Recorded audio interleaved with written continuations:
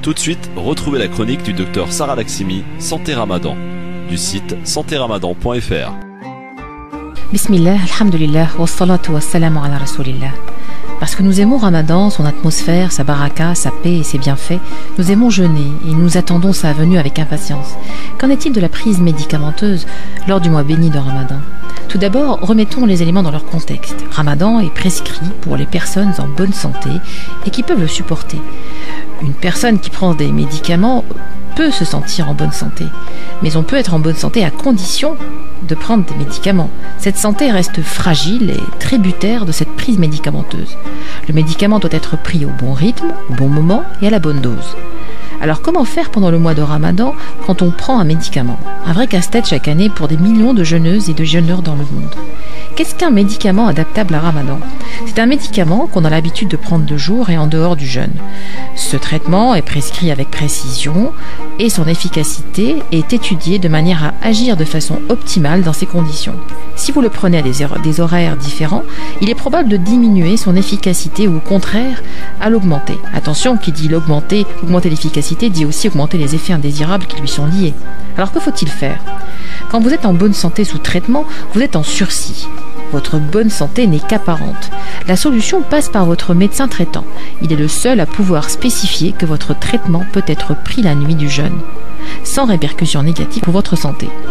Les répercussions négatives sur votre santé peuvent survenir pendant Ramadan, mais plus souvent quelques jours après ou quelques semaines après la fin de Ramadan.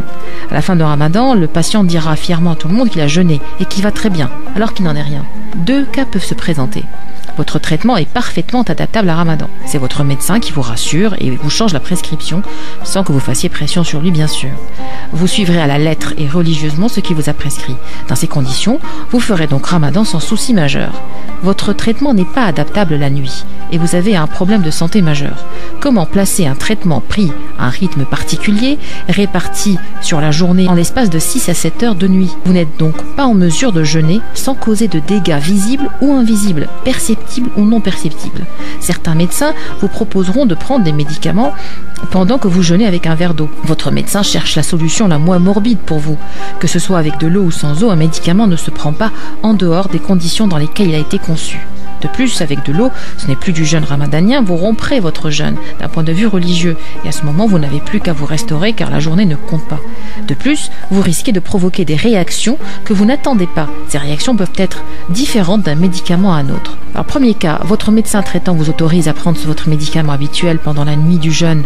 Il vous le répartira sur ordonnance avec les précautions alimentaires qui s'imposent et dans ce cas, vous jeûnerez en suivant scrupuleusement la prescription médicale.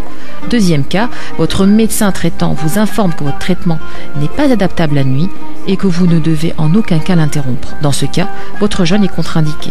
Que le Très-Haut agrée nos bonnes actions et nous montre le chemin à suivre. Wassalamu alaikum wa rahmatullahi ta'ala wa barakatuh. C'était la chronique Santé Ramadan du docteur Sarah Laximi, une chronique que vous pouvez réécouter sur le site www.francemaghreb2.fr.